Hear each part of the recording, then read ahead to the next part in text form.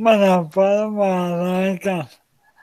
Te presento rápidamente. Bienvenido a todo el mundo. Vamos avisando que empezamos.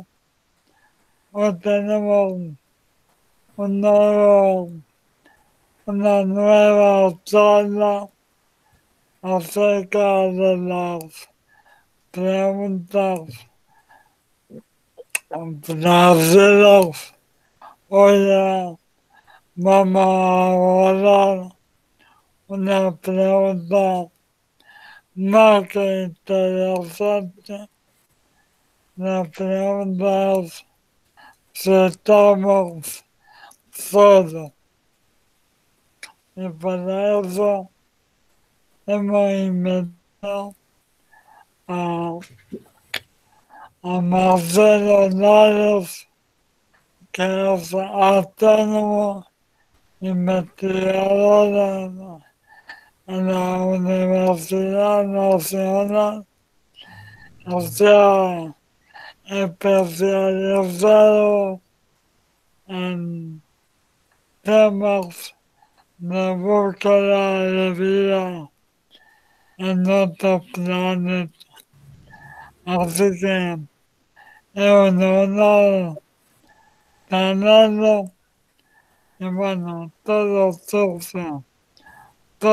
tuyo, Marcel. Bueno, gracias Martín. Buen día a todos. Espero que anden bien. A pesar de la situación de pandemia, etcétera, que estén todos sanos. Bueno, como dijo Martín, la idea era charlar un poquito sobre si estamos solos en el universo, agregaría yo. Es decir, si existe, digamos, vida en otros planetas. Es una pregunta difícil. eh, Pero es algo que se puede encarar desde el punto de vista de la ciencia. Ustedes saben que en ciencia hay ciertos enfoques que requieren mediciones ultra precisas. Por ejemplo, hace poco hemos podido medir ondas gravitacionales. No sé si han escuchado algo. Sí, sí. Que, bueno, por ejemplo, los aparatos para medir ondas gravitacionales son interferómetros que tienen dos espejos situados a 4 kilómetros uno del otro. Cuando pasa una onda gravitacional, esos espejos se mueven un poquito. Y en 4 kilómetros es posible detectar una variación en la distancia entre esos dos espejos que es menor que el tamaño del núcleo de un átomo. Es decir, es una medición muy, pero muy precisa. ¿Bien? Entonces, muchas veces en trabajos científicos tenemos que hacer mediciones precisas. Pero hay otras situaciones en donde hay que hacer otro tipo de, no mediciones, sino otro tipo de experimentos, otro tipo de planteos, u otro tipo de enfoques. Y en ese sentido también hay que adquirir ciertas capacidades, ¿no? para desarrollar de alguna forma intuición. A ver, ¿a qué me refiero con esto? Vamos a plantear un ejemplo. Ustedes saben lo que es un torno, van a un colegio técnico, me imagino, o sea, tienen claro lo que es un torno, ¿sí? Lo deben haber usado incluso. Sí. Bueno, Lamentablemente sí. bueno, ustedes saben que un torno, el aparato, digamos, no es que esté en una plaza a la vista del público, sino que suele estar en galpones, en sótanos, en fábricas, adentro de algo y en algo en donde no circula mucha gente. No está en el pasillo de un shopping, está, digamos, medio guardado en un lugar con poca circulación de gente. Entonces, supónganse que yo les pregunto, ¿cuántos tornos? Bueno, hay distintos tipos, pero dejemos de lado los chiquititos manuales, sino tornos más o menos industriales. ¿Cuántos tornos hay en la ciudad de Córdoba? Ni idea. No tengo idea. A ver que No, alguien ni me idea. arriesgue algo. Yo arriesgo 1000. ¿Mil? Nah, ¿Alguien? son muy pocos, 1000. ¿Mil es poco? Bueno, pero si yo les digo 10, ¿qué les parece mucho o poco? No, muy Poco poco. porque creo que hay más en el cole. Ahí, claro, en el colegio solo ustedes ya saben que hay más de 10. Entonces, estamos muy de acuerdo en que por lo menos son 10. ¿Bien? Y Claro. después uno podría Bien. pensar 100, 500, 1000, 10.000, 1.000.000. También sabemos que no hay 1.000.000, me parece a mí. No sé, capaz que Claro, ustedes saben más que yo. Sí, sí. sí. Bueno, pero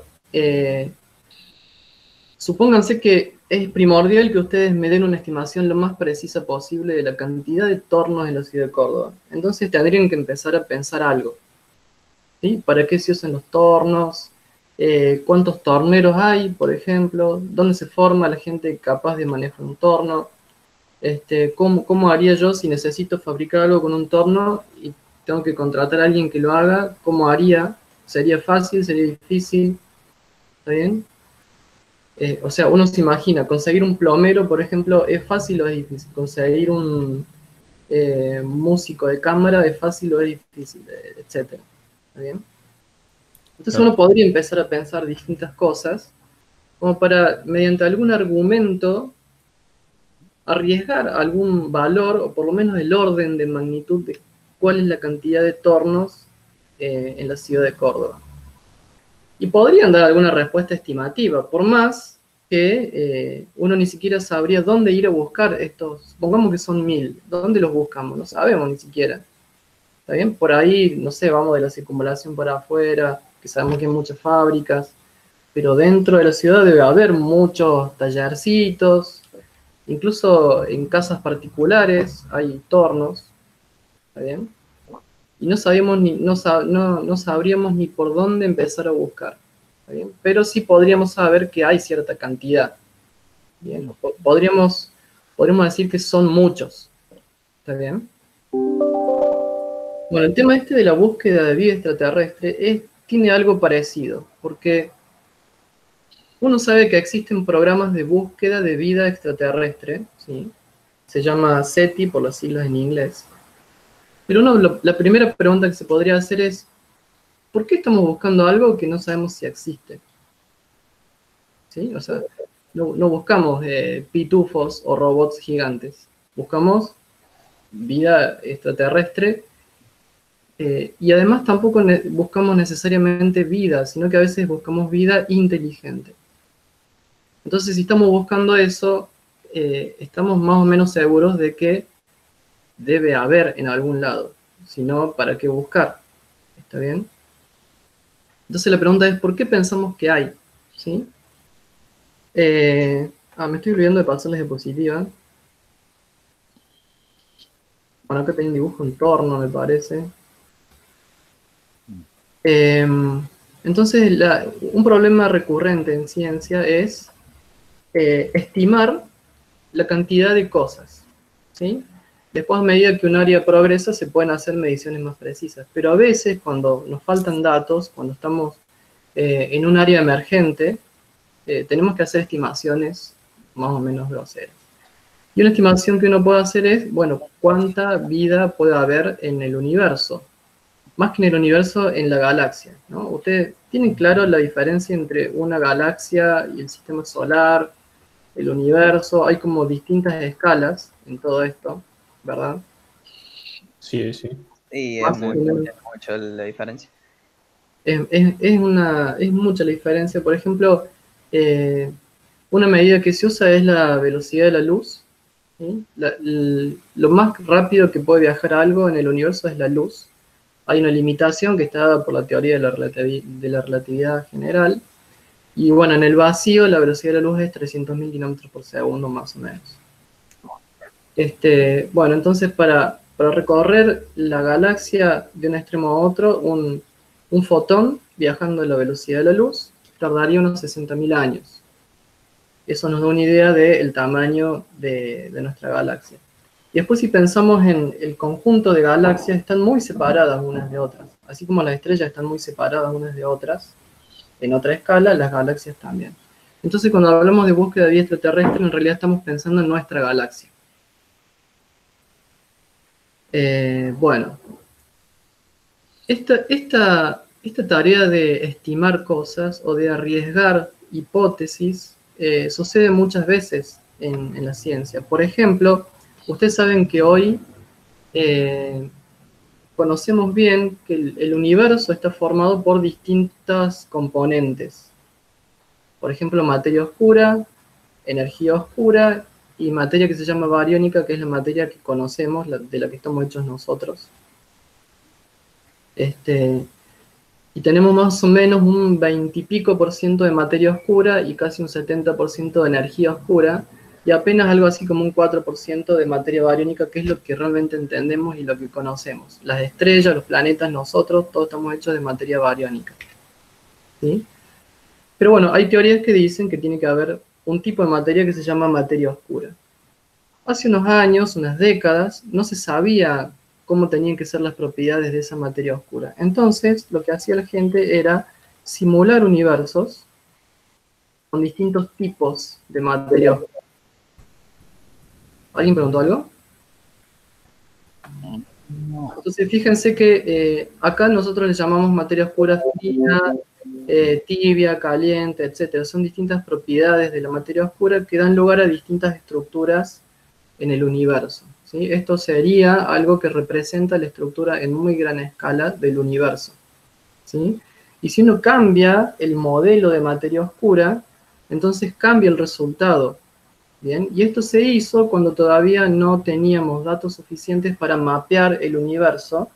Ahora sí lo tenemos, y ahora sí podemos comparar el universo observable con estas que son simulaciones de universos con distintos modelos.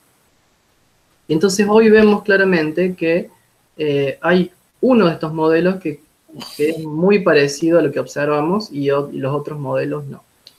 Entonces a veces uno arriesga hipótesis, modelos, y ante la falta de datos lo que se puede hacer es una exploración de una familia de modelos. ¿Sí? Esto también, digamos, son trabajos, miren, de 2012, en donde se compara, acá, de estos 6 mapas, digamos, del universo local, hay uno que es el observado y otros que son simulados, y fíjense que es difícil por ahí decidir cuál es cuál. Entonces, a medida que vamos teniendo más información y información más precisa, podemos determinar mejor cuáles son los modelos que explican lo que observamos. Bien, ¿y por qué les cuento esto? Porque la búsqueda de vida extraterrestre tiene el problema de que no tenemos datos. Y eso es lo que diferencia este problema de la mayoría de los otros problemas. Entonces, respecto a la pregunta si existe vida en otros planetas, existe lo que se llama la paradoja de Fermi. Bien. Y la paradoja de Fermi, ustedes saben lo que es una paradoja. Una paradoja es un planteo que involucra dos afirmaciones, y esas afirmaciones son supuestamente contradictorias. ¿Bien? A pesar de que las dos parecen verdaderas. Entonces la paradoja de Fermi, que también se conoce con este nombre, el argumento de Hart-Tipler, dice, bueno, sí, ¿alguien preguntó algo? No. No, creo que no. Bueno, entonces dice, si la galaxia está llena de vida, ¿por qué no la vemos? Eso es una forma de plantear la paradoja de Fermi. Entonces, ¿por qué una paradoja puede no ser tal? Hay varias opciones, ¿sí? Habíamos dicho que tenemos dos afirmaciones que parecen verdaderas las dos, pero que llevan a una contradicción. Entonces, una opción es que una de las afirmaciones no sea verdadera. La otra opción es que la otra afirmación no sea verdadera. Y la otra opción es que la contradicción no sea tal, que no haya una contradicción y que las dos afirmaciones son verdaderas. ¿Sí? Bueno, ¿cuáles serían las dos afirmaciones? Una afirmación es que en la galaxia hay vida y hay mucha vida. ¿Sí? La otra afirmación es que no lo podemos ver. Y después tenemos la aparente contradicción entre estas dos cosas. Entonces pensemos en esas dos afirmaciones. ¿Por qué pensamos que hay mucha vida? Bueno, hay una ecuación, déjenme avanzar un poquito, que es esta, se llama la ecuación de Drake, y que dice lo siguiente: este n sería el número de civilizaciones inteligentes con la capacidad de comunicarse en la galaxia. Este R estrella es la tasa de formación estelar, es decir, la cantidad de estrellas que se forman por año, por ejemplo.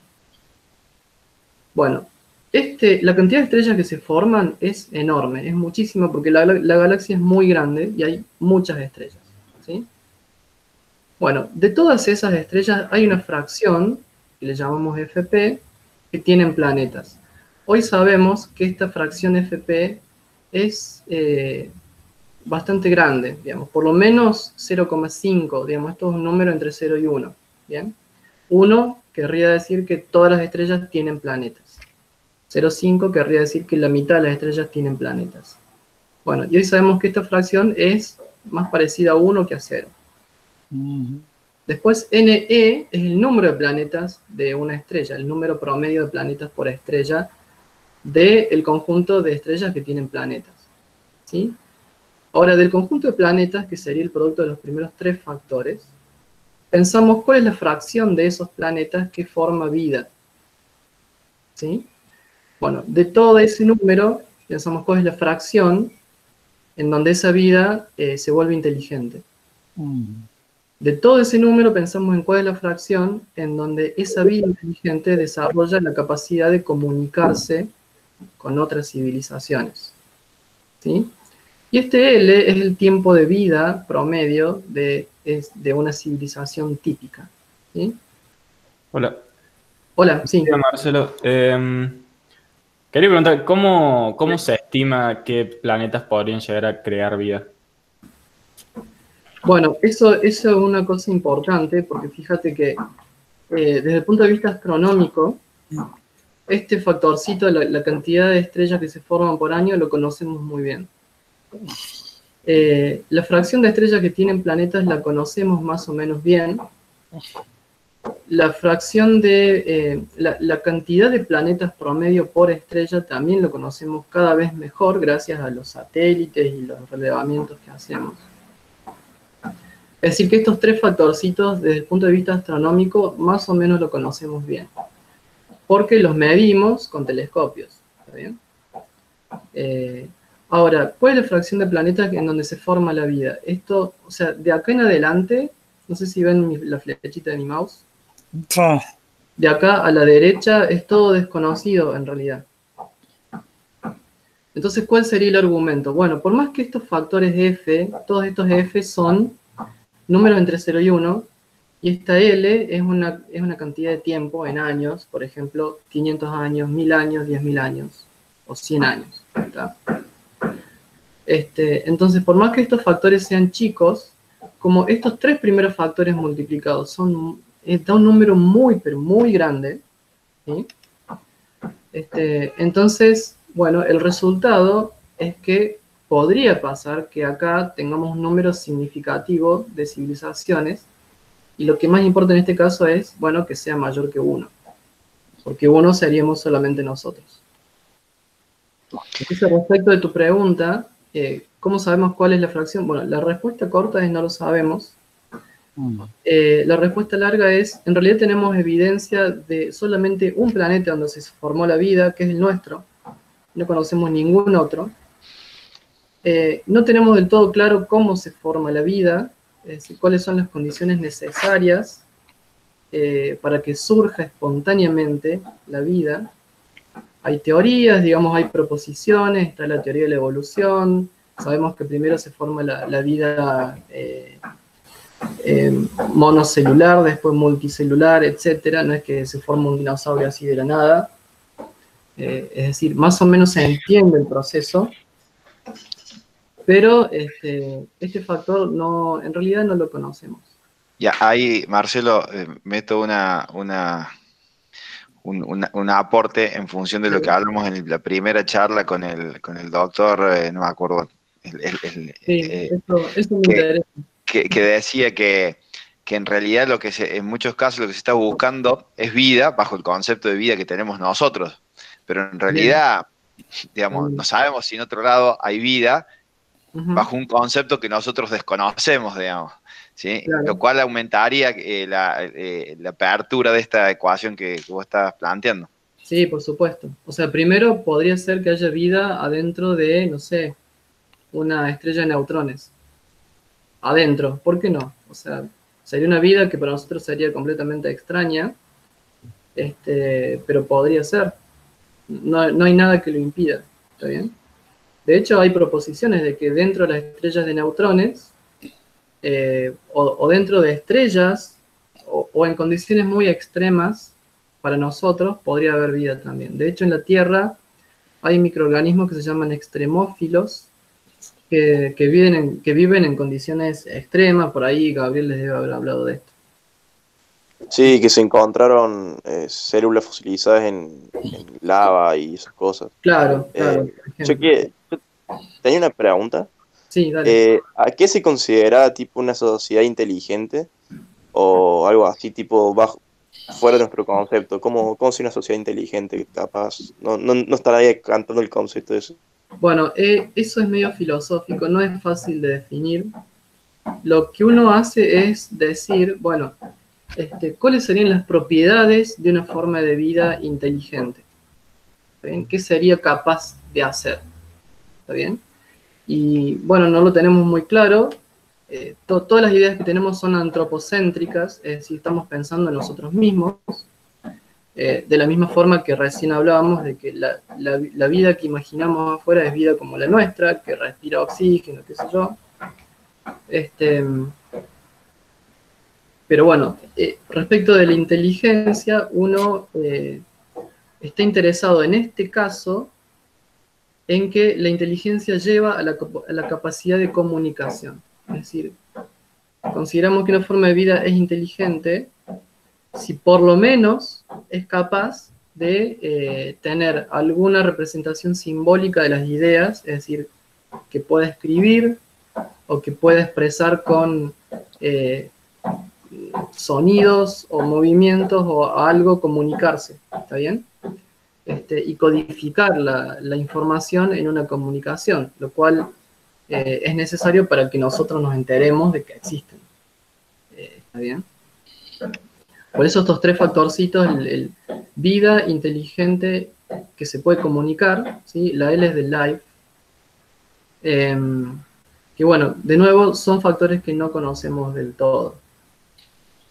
Pero se ha estado hablando mucho tiempo de que como estos tres primeros factores son muy grandes, entonces el N podría ser mayor que 1. De hecho, se hacen estimaciones y el número N va desde 1 hasta miles, ¿está bien? Pero es un número que se determina con mucha incerteza. Es como contar la cantidad de tornos en la ciudad de Córdoba, ¿sí? Capaz que uno dice, bueno, 100, otro dice 10.000, y puede ser algo entre 100 y 10.000, pero no lo tenemos del todo claro. Bueno, entonces las mejores estimaciones que se hacen dicen que tendría que ser esto bastante mayor que 1, ¿sí? Del orden de decenas o incluso centenas de civilizaciones en la galaxia. Entonces volvemos a la paradoja de Fermi, ¿sí? Que dice, bueno, si hay tantos, supongamos que hay decenas o centenas, ¿por qué no los vemos? ¿Está bien? Y acá hay que darse cuenta que en realidad la paradoja de Fermi no es una paradoja, porque no necesariamente las dos afirmaciones llevan a una contradicción. ¿Y esto por qué es? Porque podría ser que haya 100 civilizaciones en la galaxia, ¿sí? Y aún así no nos podamos comunicar. ¿Y esto por qué? Porque una comunicación es algo que implica un acuerdo previo que no podemos tener sobre cuál va a ser el canal de la comunicación, cuál va a ser el lenguaje, cuál va a ser el método, ¿sí? Cuando uno va a hablar con alguien, damos por sentado que esa persona habla el mismo idioma, que nos comunicamos de alguna forma que los dos conocemos, ¿sí? Pero en este caso no necesariamente va a ser así. Por ahí nosotros buscamos comunicarnos con ondas de radio y otra civilización busca comunicarse con neutrinos, codificando información en neutrinos, o qué sé yo qué, ¿está bien? No lo sabemos a priori. Entonces, en realidad es difícil. Ese es un problema. Y otro problema es que, como dijimos, todo está muy lejos de todos. ¿Bien? La galaxia tiene un diámetro de 60.000 años luz, dijimos. ¿Está bien? Entonces, supongamos que tenemos un vecino, un planeta habitado a no 60.000 años luz, sino 1.000 años luz. ¿Está bien? Bueno, para que nos llegue la información de que esa civilización está emitiendo señales para darse a conocer y expresar que son una forma de vida inteligente, esa señal tardaría 1000 años, si está ubicada a 1000 años luz, en llegar a nosotros, ¿sí? Y nosotros aquí en la Tierra, ¿por cuánto tiempo hemos tenido la capacidad de detectar, por ejemplo, ondas de radio? Y hace 100 años, capaz que menos. Menos de 100 años, claro, menos de 100 años. Entonces, si por ejemplo hoy aparece una forma de vida inteligente en un planeta que está a 1000 años luz, que no es tanto, ¿sí? Entonces habría que esperar 1000 años para que llegue. ¿Está bien?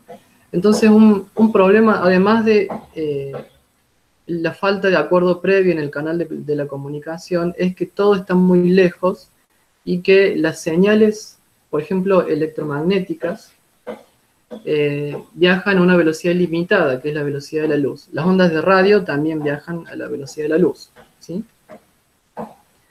Porque tanto la luz como las ondas de radio son radiación electromagnética. Bien. Entonces, bueno, tenemos este problema, lo cual nos diría que en realidad la paradoja no es tal, ¿sí? Esa sería la proposición. ¿Cómo podríamos solucionar la paradoja de Fermi? ¿Sí? Bueno, les cuento varias hipótesis que hay dando vuelta.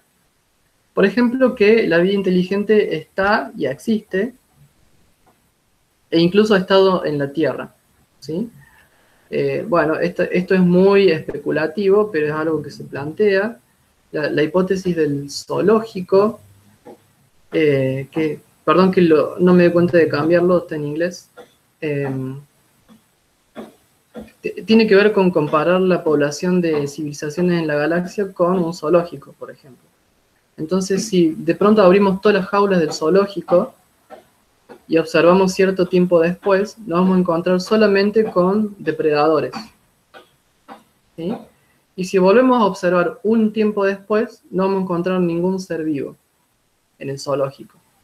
¿Por qué? Porque al principio el zoológico está cerrado, ¿no es cierto?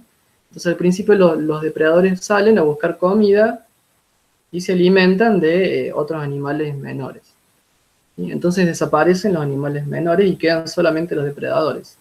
Pero después los depredadores no tienen más comida. Entonces terminan desapareciendo también. Y eso podría pasar si la galaxia tuviera, por ejemplo, especies depredadoras, que es una cosa que es una idea que se maneja también.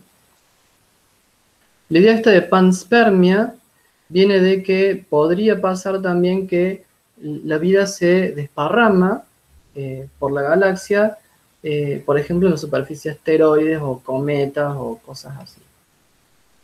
Hay otras hipótesis que, por ejemplo, dicen que existe la vida pero no la encontramos. Una explicación sería que, bueno, en realidad hay mucho espacio, entonces no la encontramos porque todos los mensajes tardan mucho en llegar. Y bueno, hay distintas teorías que me parece que no voy a entrar mucho en detalle, pero todas estas son proposiciones en donde uno tiene que asumir un montón de cosas, ¿sí? Por ejemplo, Hawking solía decir que posiblemente sea peligroso que nosotros reveláramos nuestra posición en la galaxia. Por las dudas, haya otras civilizaciones que son depredadoras de civilizaciones. Es decir, que van, invaden un planeta, le sacan todos los recursos y después destruyen toda la vida y van al siguiente planeta. Digamos, parece medio de ciencia ficción, pero es una cosa que uno tiene que considerar, ¿no? Como posibilidad. Es decir, supongamos que de pronto todas las civilizaciones inteligentes piensan eso, entonces nadie se comunica, nadie emite señales para darse a conocer, y por más que la galaxia está llena de vida, nadie se entera. Eso podría pasar. Hay otras, de nuevo, todas estas son cosas bastante especulativas. Otra idea es que en realidad no existe vida, ni siquiera nosotros somos vida, sino que vivimos en una simulación, o que la Tierra es el único lugar donde se produjo la vida, o que si hubiera vida tendría que pasar con suficiente tiempo, esa vida se desarrolla en una gran civilización y termina expandiéndose y haciendo una especie de imperio galáctico, Y eso requeriría tanta energía que tendríamos que darnos cuenta, tendríamos que verlo. ¿Bien? Bueno, como vimos, todas estas ideas son muy especulativas y hasta ahora no tenemos ninguna evidencia de que salvo en la Tierra haya vida, no vida inteligente, sino vida, ¿bien?, en otros planetas. Por eso, la búsqueda de vida extraterrestre es una empresa muy riesgosa, digamos, porque es esperable que no tengamos éxito por mucho tiempo. Y eso hace que los programas de búsqueda de vida extraterrestre no tengan mucho financiamiento. Por ejemplo, esta es la antena de un radiotelescopio que se usa mucho para estos temas. Y como verán, bueno, se rompió posiblemente por falta de mantenimiento, digamos, porque falta recursos. Es una inversión riesgosa, digamos, buscar vida extraterrestre. Bueno, ¿qué más? Estas son, por ejemplo, algunas de las estimaciones que yo les decía del número NS de civilizaciones en la galaxia por distintos autores. Y como verán, algunos dicen simplemente que, bueno, debe haber más de uno, otros dicen que puede haber 3 millones, no sé. Pero la fluctuación en esta estimación es muy grande y eso se debe a que justamente no tenemos datos, ¿no?, para resolver el problema. También hay críticas a la ecuación de Drake, que más o menos son las siguientes. El n debería considerarse una variable aleatoria y no simplemente un número. Si quieren desarrollo más, eso tiene que ver con la estadística. No contempla el aspecto temporal, eso que les decía, por ejemplo, de que la señal tarda en llegar. Nos dice que es muy importante no solamente la distancia, sino la separación temporal entre dos civilizaciones. No tenemos medida de incerteza para n. La estimación que hacemos no es una distribución, sino un número puntual. Asume que el mensaje se transmite con ondas electromagnéticas. No tiene en cuenta la colonización, bueno, en fin. Y no utiliza toda la información disponible, es decir, no utiliza el hecho de que sabemos que hay un planeta con vida hasta ahora. Bueno, es decir, hay muchas críticas a esta ecuación de Drake, por lo tanto a estos números que resultan de hacer esta cuentita, en donde uno asume muchas cosas, ¿sí? Es decir, el mayor desafío en esta área de trabajo es la falta de información. Ustedes saben que es fundamental tener información para entender cómo funcionan las cosas, ¿sí? Entonces, les muestro, para ir terminando, y después si quieren hacerme preguntas, les muestro algunas animaciones de cómo sería la situación, ¿sí? Ahí lo paso de nuevo. Supongamos que, no sé, la Tierra empieza a transmitir señales. Entonces, esta zona más clara, este disco, representa la región de la galaxia en donde algún receptor podría enterarse de que existe la Tierra, porque de la Tierra emergen señales en ondas de radio, por ejemplo. Si en algún momento desaparece la Tierra, entonces esas señales dejan de emitirse, pero esa falta de señales también tarda en llegar hasta cubrir cierta región en la galaxia. Entonces, en definitiva, lo que sucede es algo como esto.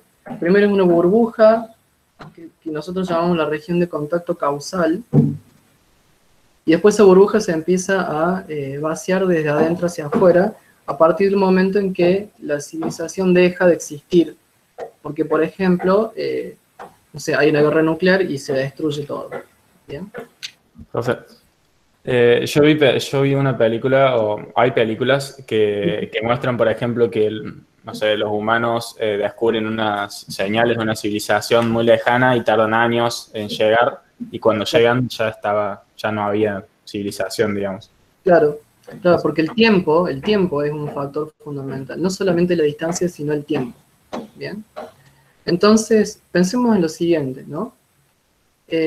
Supónganse, acá ven dos puntitos, ¿sí? Estos dos puntitos representan dos planetas que durante cierto tiempo albergan una civilización inteligente con capacidad de comunicación. Supongamos que, como dice acá, están separados por 100 años luz.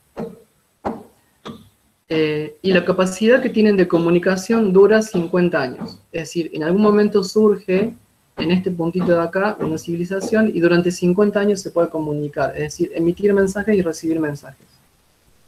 Y lo mismo esta otra también durante 50 años. Pero no empiezan al mismo tiempo, sino que el segundo empieza 80 años después que el primero. ¿Sí? Entonces, la pregunta es, ¿cuánto tiempo dura la comunicación? A ver si alguien se da cuenta.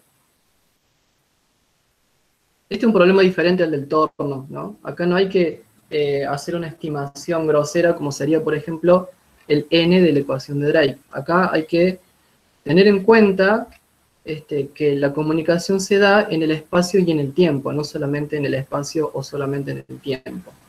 ¿Está bien? Entonces, bueno, uno tiene que pensar, este planeta empieza a emitir, la señal sale de acá en dirección al otro planeta, el otro planeta adquiere su capacidad de entender que le está llegando una señal 80 años después de que este planeta empieza a emitir. Y los dos duran 50 años con la tecnología necesaria para emitir y para recibir señales. Entonces, bueno, ¿cuánto tiempo dura la comunicación? ¿Alguien? Yo creo que 50 años. ¿50 años? ¿Alguien más? Dura 130. 30 años para mí. ¿30? ¿Alguien más? Arriesguen. Bueno, miren, vamos a usar un diagramita, porque así es medio difícil de pensar, entonces uno siempre hace gráficos y esquemas y cosas. Supongamos que este eje representa el espacio y este eje representa el tiempo, ¿sí? Entonces los dos planetas están separados 100 años luz.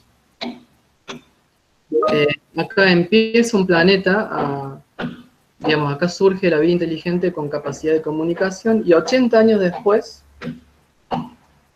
surge el otro, ¿sí? Y habíamos dicho que cada uno tiene esa capacidad durante 50 años. Entonces el primer planeta emite durante 50 años y después deja de emitir, ¿sí? Esas señales viajan en todas direcciones, en particular a donde está el otro planeta, y eso está representado por esta región más clara, ¿sí? Bueno, como tarda 100 años en llegar al otro planeta, el otro planeta empezó a tener su capacidad de comunicación a los 80 años, durante los primeros 20 años no va a recibir nada, porque la primera señal tarda 100 años en llegar, ¿sí? Entonces el primer planeta empieza a buscar señales de vida inteligente, durante 20 años no encuentra nada, y a los 20 años encuentra la primera señal, ¿sí? Y la está recibiendo durante 30 años, pero después a este planeta se le acaba, ¿sí? Se destruye, hay un evento cataclísmico, ya sea producido por la misma civilización o externo, y entonces, bueno, deja de recibir la señal. Entonces, la comunicación dura 30 años, en realidad, ¿no? Como dijo alguien muy bien. Yo soy Solamente 30 años, ¿sí? Todo esto es un experimento muy pensado, muy ideal, porque no sabemos cuánto tiempo dura ni nada, pero lo que sí estamos seguros es de que seguramente la capacidad de comunicación no dura para siempre, tiene alguna duración finita, ¿bien? Puede estar dada por el hecho de que la civilización se destruye a sí misma, o porque, por ejemplo, estalló una supernova cerca, o llega un asteroide que destruye el planeta, o la estrella alrededor de la cual gira este planeta llega al final de su vida y se convierte en una nova, o en una supernova, o en una estrella de neutrones, o en algo que deja de hacer viable la vida en ese planeta. Entonces no puede durar para siempre, pero en realidad eso tiene que ver con el L, ¿se acuerdan? Bueno, yo tendría que hacerlo así. El L de la ecuación de Drake, que en realidad no sabemos cuánto es. Entonces, imagínense que... Sí. No, ¿Alguien no, quería? no. No sé cómo estoy con el tiempo, ya voy a ir terminando. Entonces les muestro esto y un videito y ya está. Bueno, sería acá, por ejemplo, estos dos puntitos representan dos planetas Y estas esferitas representan lo mismo que habíamos visto acá, ¿sí? Esas dos esferitas son como una foto de esta situación. Entonces lo que vemos es primero una esferita chiquita, después una esferita más grande, y después una esferita que se va vaciando, ¿tá? Y esta especie de dona rosa o naranja sería la zona de la galaxia en donde es posible la vida. La zona del centro de la galaxia está excluida porque en esta zona hay mucha densidad estelar, hay mucha radiación, hay un agujero negro, entonces acá, Hay super agujero negro, sí. acá no estarían dadas las condiciones para la vida, de nuevo, tal como nosotros lo estamos pensando. Entonces, bueno, esto quiere decir que el puntito de abajo empezó a emitir señales después que el puntito de arriba, porque el de arriba tuvo más tiempo para que se expanda esta especie de burbuja. Después se siguen expandiendo, esta sería la segunda foto, pero fíjense que acá todavía no es posible la comunicación. En esta otra situación, el puntito de abajo se entera que existe el puntito de arriba, estos puntitos son planetas, ¿no es cierto? Pero el puntito de arriba no se entera todavía que existe el puntito de abajo, ¿bien? Y recién en esta situación, es decir, cuando pasó mucho tiempo, estos dos planetas pueden mutuamente enterarse de la existencia del otro. Fíjense que para el puntito de arriba, la burbuja creció más o menos el tamaño de la galaxia. Es decir, estamos pensando que este puntito ha estado transmitiendo durante más o menos 30.000 años. ¿Sí? Es muchísimo tiempo. Esto no pasaba en el ejemplo anterior, esto de que ambos sepan de la existencia del otro, solamente uno sabía de la existencia del otro. Claro, en el ejemplo anterior, el planeta que corresponde a este emisor, digamos, nunca se enteró del otro. Claro, había, como dice ahí, contacto, pero no había comunicación, porque cuando el segundo planeta tenía la capacidad de recibir y transmitir, digamos, para que otro lo reciba, sería el planeta 1, ya el planeta 1 no existía, o no tenía la capacidad de esa comunicación. Digamos que el de arriba es el 1, el de abajo es el 2, entonces cuando el 2 recibe la señal del 1, estamos en el año 100, si empezamos a contar desde acá, ¿no?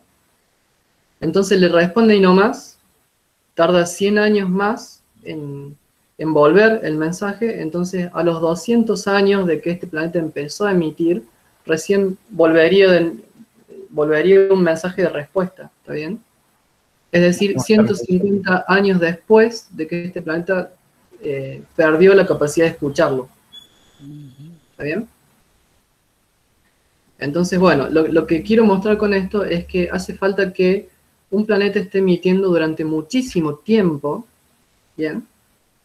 Para aumentar la probabilidad de que haya contactos entre dos planetas. Entonces, como para ir concluyendo, les muestro un video, lo paso, también lo paso, también lo paso, bueno, los borré, bueno, no importa, porque quería cortar la presentación, pero bueno, ustedes imagínense que en la galaxia como que van estallando burbujas, y después esas burbujas se van vaciando de adentro para afuera, pero no estallan todas al mismo tiempo, sino que por ahí estalla una, tiempo después estalla otra, y para que haya una comunicación se tiene que haber una intersección entre estas burbujas. ¿Está bien? Y para que sea posible la comunicación, entonces, lo que tenemos que esperar es que no solamente haya muchas civilizaciones, sino que existan al mismo tiempo y que tengan la capacidad de comunicarse con otras civilizaciones también durante mucho tiempo. ¿Sí? Entonces ahora les vuelvo a hacer una pregunta parecida a la del torno, como para cerrar la idea. Supongamos que ahora les digo que acá en la Tierra hemos estado buscando señales de vida inteligente extraterrestre durante 100 años. ¿Sí? Entonces, teniendo en cuenta que la galaxia tiene un tamaño de 60.000 años luz de una punta a otra, más o menos, ¿ustedes creen que es raro que durante 100 años no hayamos recibido ninguna señal de vida inteligente? ¿O piensan que es una demostración de que realmente no hay vida inteligente en la galaxia? No, me parece Para mí- raro, pero no sé si es imposible. Tipo. Para mí esa posibilidad de encontrar depende de la cantidad de planetas que haya, o sea, no sabemos eso, entonces, Claro, depende de la cantidad de planetas, pero también de la cantidad de tiempo. Es decir, Ah. si en 100 años no observamos nada, bueno, seguimos buscando. Supongamos que por 10.000 años, por 50.000 años no observamos nada. Entonces ahí habría que empezar a preocuparse y ahí habría que empezar a pensar que estamos solos. Pero mientras tanto, O por lo menos no están cerca. claro, o por lo menos que no están cerca, exacto. Entonces se dan cuenta que hay como varias dimensiones que participan de este problema. Y yo hablé solamente de contactos con vida extraterrestre inteligente que transmite información. Y solamente Después- nuestra galaxia, porque si lo ampliamos a otras Solamente- galaxias, ahí Claro. se descontrola más. imagínate lo imposible que sería encontrar vida en otras galaxias, que hay cientos de miles de millones y en la nuestra solo ya es... Sí. Bueno, hay algún comentario respecto a eso, pero lo que les quería decir es que esta no es la única forma de buscar vida extraterrestre. Otra forma es, por ejemplo, enviar una sonda a Marte y analizar el suelo de Marte. ¿Está bien? Eso no sería vida inteligente, ahí no estaríamos buscando civilizaciones, sino que estaríamos buscando, no sé, bacterias o vida microscópica. ¿Está bien? Lo mismo que en Venus o en ciertos planetas o lunas de nuestro sistema solar. Ahora, respecto de lo que ustedes dicen de la vida en otras galaxias, está bien lo que están pensando, pero el problema es que para emitir una señal, para que esa señal llegue lejos, hace falta que la potencia de la señal sea muy grande. ¿Bien?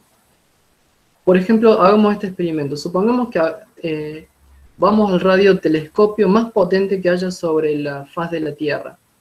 Bien, que podría ser este que les mostré que se rompió, el telescopio de Arecibo en Puerto Rico. Ponemos el radiotelescopio a la máxima potencia, porque ustedes saben que puede emitir también, además de recibir, y emitimos una señal, no en todas direcciones, sino una señal colimada. ¿Está bien?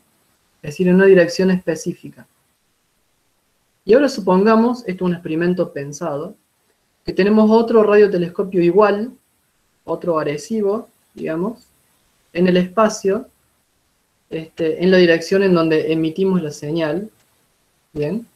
Y que a ese radiotelescopio lo apuntamos a la Tierra para recibir esta señal. ¿Sí? La señal con la mayor potencia posible que se puede emitir desde la Tierra. ¿Me entienden la idea, no? El experimento que estamos haciendo. Ahora la pregunta es, ¿qué tan lejos puede ir el otro telescopio en el espacio, bien, para ser capaz de recibir nuestra señal? Es decir, ¿a dónde esta señal se diluye? Porque con la distancia se va diluyendo, va perdiendo potencia, entre comillas. Y bueno, ¿hasta dónde podríamos ir con el otro telescopio para detectar esta señal? No lo sé. Lo podemos decir en años luz, por ejemplo. 1 año luz, 1000 años luz, medio año luz. Bueno, la respuesta es que es de pocos años luz. ¿Sí? El diámetro de la galaxia son 60.000 años luz. Pero si hubiera, por ejemplo, otro planeta igual a la Tierra con la misma tecnología, ¿bien?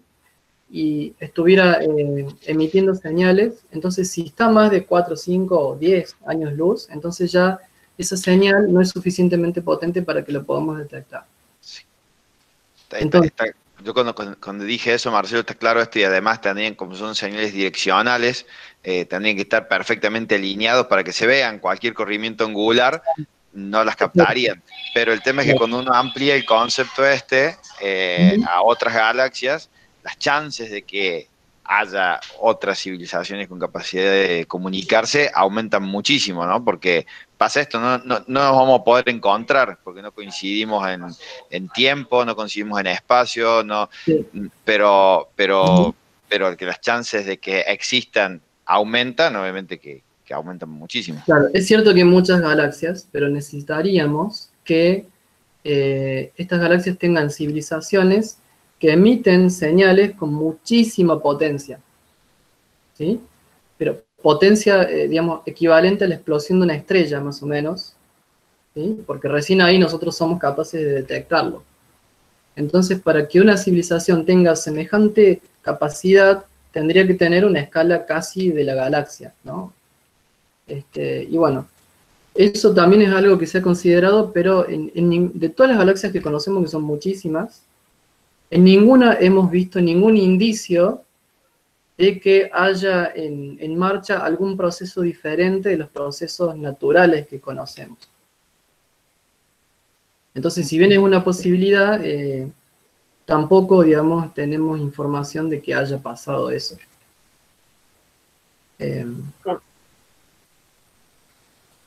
Bueno, yo voy cortando acá, pero no sé si quieren charlamos o si quieren hacerme preguntas. Hay muchas cosas más para decir, pero bueno, sería un rato largo. Sí, seguramente hay un montón de preguntas. Así que yo aprovecharía que lo tenemos a Marcelo disponible unos minutos más para responder preguntas. Yo tengo una pregunta. Sí. No hay ninguna manera de, no sé si viajar más rápido que la velocidad de la luz, pero de alguna manera llegar antes. ¿Se entiende la pregunta más o menos o no? De viajar con alguna especie de nave espacial, ¿vos decís? O de emitir un mensaje que viaje más rápido que la luz. Algo así, tipo. No sé si era ni interestelar que viajan por un agujero gusano y tipo, como que una cosa así, pero mucho más rápido que mandar todo un mensaje que cruzar todo el universo. Sí. Bueno, no, hasta donde sabemos no. La limitación para enviar una señal es la velocidad de la luz. O sea, no conocemos nada que viaje más rápido que la luz. ¿Qué de los neutrinos entonces? Los neutrinos también pueden viajar a lo sumo a la velocidad de la luz. O sea, nada puede viajar más rápido que la luz. Hay algunas ideas locas de algo que se llama quantum entanglement, o enlazado cuántico, en donde aparentemente, digamos, uno construye dos partículas cuánticas que tienen cierta propiedad, ¿sí? Hay una propiedad que se llama spin, y si uno aleja estas dos partículas que están entrelazadas de manera cuántica, entonces cuando uno modifica el spin de una partícula, automáticamente se modifica el spin de otro. Bien, eso es algo que más o menos parece que sucede, pero lo que tendría que pasar es que primero esas dos partículas se enlacen. ¿Está bien? Lo cual no se podría hacer a la distancia. Entonces, es como que hay ideas, pero concretamente no se conoce por ahora nada que pueda viajar más rápido que la luz. Y mucho menos una nave espacial, por decirlo así. Se desintegra. Hay una... ¿Cómo? Que se desintegra, tipo, no hay forma de construir algo que pueda resistir eso. No es porque se desintegra, sino porque por una cuestión de relatividad general, cuando una determinada masa viaja a velocidades cercanas a la luz, entonces su masa aumenta. ¿Está bien? Como la masa aumenta, necesitaríamos más energía para moverla, para acelerarla, ¿sí? Entonces eso hace que sea prácticamente imposible tener la energía suficiente para acelerar alguna cosa con masa a velocidades cercanas a la de la luz. Entonces eso es una gran limitación también. Y respecto de los viajes por agujeros de gusanos, eso también es muy teórico. Supuestamente plantea que se podría ingresar por un agujero negro y salir por otro lado en algo que llaman agujeros blancos, que nadie vio nunca. Y ni siquiera sabríamos cómo entrar a un agujero negro. Primero no sabemos qué pasa cuando uno pasa lo que se llama el horizonte de eventos del agujero negro, no sabemos, eso es una singularidad del espacio-tiempo y no sabemos a dónde va, ¿está bien? Salvo esta teoría de los agujeros de gusano. Eso por un lado. Y por otro lado, el tirón gravitacional es tan grande cuando algo va cayendo a un agujero negro, que si fuéramos en una nave, por ejemplo, en un colectivo, qué sé yo, supónganse que vamos en un colectivo, entonces la atracción gravitacional en la trompa del colectivo es mucho mayor que la atracción gravitacional en la cola del colectivo. Entonces lo va desintegrando cuando nosotros vamos llegando cerca del agujero negro. Entonces no sabemos cómo entrar, ¿está bien? Sin que se rompa todo. Es decir, existe esa posibilidad teórica, pero técnicamente estamos muy lejos todavía, e incluso teóricamente estamos lejos porque no hay evidencia empírica de que esos agujeros de gusano existan. Marcelo, yo creo que nosotros podemos no conocer nada de eso, pero quizás pueda haber, si hay muchas civilizaciones inteligentes, alguna otra civilización que no se sepa cómo doblar el espacio-tiempo y puedan ellos encontrarnos a nosotros en vez de nosotros a ellos. Entonces esa sería otra posibilidad de encontrarlos, ¿no? Sí, es posible. Sí. Lo que pasa es que, a ver, nosotros todo lo que podemos decir está dentro de lo que nosotros conocemos de las leyes de la física. Si existe otra civilización que puede doblar las leyes de la física conocidas por nosotros, yo no digo que sea imposible, pero nosotros no sabemos cómo.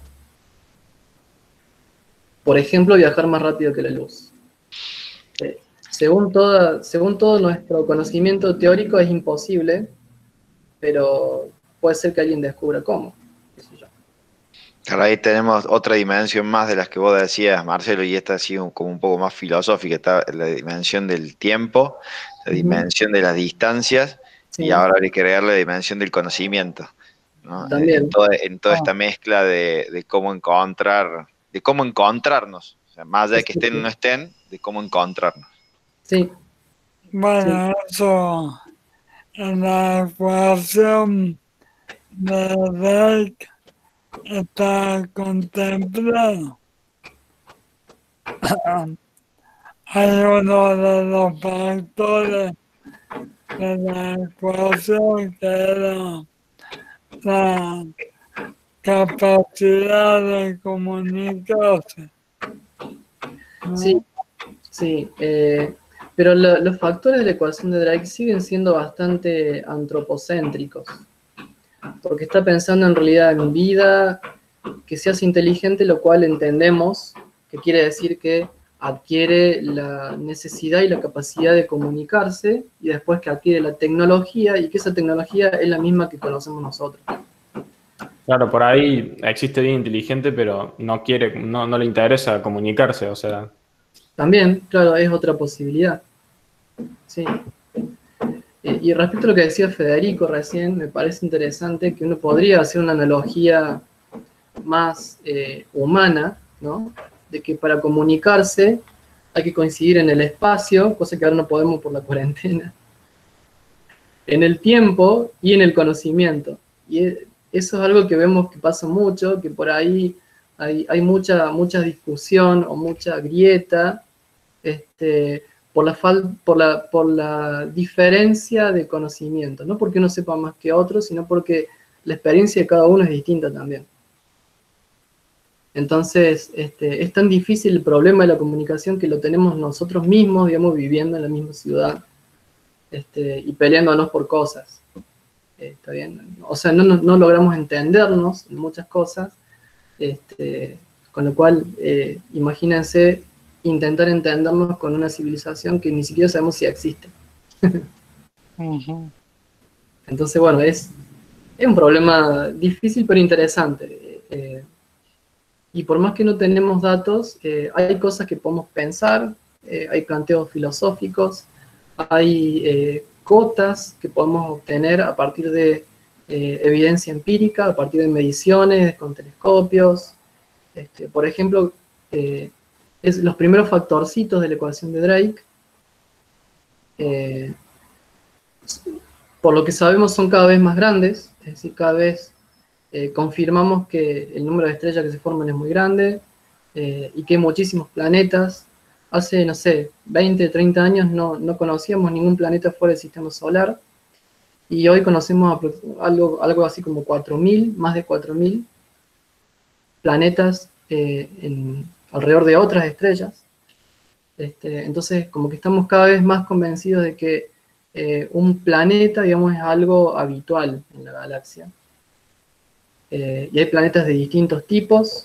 Hay planetas donde nosotros no podríamos vivir. Hay otros planetas que se llaman superhabitables porque tienen las condiciones óptimas para que se desarrolle la vida, según nosotros creemos, etc. Es decir, hay una gran diversidad de condiciones en los planetas que conocemos, y que los conocemos. No es que hemos buscado en toda la galaxia y encontramos 4.000 planetas, ¿no? Hemos buscado una región muy chiquitita, ¿sí? O sea, hemos explorado como si en el océano de la Tierra exploramos el equivalente a una pileta de natación, ¿sí? Y ahí hemos encontrado 4.000 planetas. Entonces debe haber muchos más, porque no es que justo donde nosotros miramos el universo es diferente de en otros lugares. Y hemos visto diversidad en las condiciones de los planetas. Hay planetas con, qué sé yo, puede haber planetas con agua, sin agua, con oxígeno, sin oxígeno, con nitrógeno, sin nitrógeno, con carbono, sin carbono, etc. Y bueno, dada la gran cantidad que hay, puede ser que en alguno se den las condiciones para que surja la vida, como la nuestra, o distinta, incluso tan distinta que hasta no podríamos imaginarla. ¿Está bien? Pero también podría pasar que vida muy distinta de la nuestra tenga la capacidad de comunicación. Entonces, no sé, digamos, es un terreno muy especulativo, como les decía, pero bueno, algo se puede pensar, digamos, algo se puede medir. Bueno, no porque sea especulativo y no haya suficiente datos, no, no podemos dejar de pensarlo y de hacer asunciones, ¿no? Sí, esas diapositivas que yo les mostraba al principio de la materia oscura, o sea, hace 20 años, así como no conocíamos exoplanetas, tampoco teníamos la capacidad de decidir cómo era la materia oscura. Y hoy no sabemos qué es la materia oscura, pero sí sabemos qué propiedades tiene. ¿Está bien? Entonces, fíjense que no pasó, no transcurrieron eones, transcurrieron 2 o 3 décadas nada más. Y el desarrollo tecnológico de la humanidad es exponencial. Entonces, lo que antes tardaba décadas en suceder, ahora tarda años y después va a tardar meses y cada vez es todo más rápido, ¿está bien? La cantidad de información que tenemos, etc. Entonces, en una especie de analogía con la materia oscura, se pueden plantear cosas, se puede pensar y se puede ir previendo cómo vamos a analizar las cosas cuando tengamos datos. ¿Sí? Y bueno, por ahí en una de esas, después de observar un año más, o 10 años más, o 1000 años más, llegamos a encontrar una señal. ¿Está bien? Incluso hay gente ya que está pensando cómo decodificar esa señal. ¿Está bien? Es decir, cómo tratar de extraer información de una señal que viene con vaya a saber qué lenguaje, con vaya a saber qué codificación, etc. ¿Sí? Entonces, es cierto que no por no tener datos no quiere decir que podamos ir pensando cosas, ¿bien? Usando toda la información posible que tenemos a la mano. Bueno, si no hay más preguntas, te agradecemos muchísimo, Marcelo. La verdad que hoy hicimos honor al título del ciclo de preguntas financieras Oye, realmente fue una experiencia placentera. Hemos pensado cosas que por ahí nos parecen difíciles, pero no por eso no es válido dejar de pensar. Así que muchas gracias y gracias a todo el mundo por la participación. Bueno, gracias a ustedes por el interés y por escucharme y por las preguntas también muy interesantes. Así que, bueno, con gusto. Cuando quieran estamos en contacto. Bueno, Excelente. Muchas gracias. Bueno, Muchas muy gracias. bien. ahora, Abrazo. bueno, gente, yo diría que cortamos acá porque estamos excedidos en tiempo.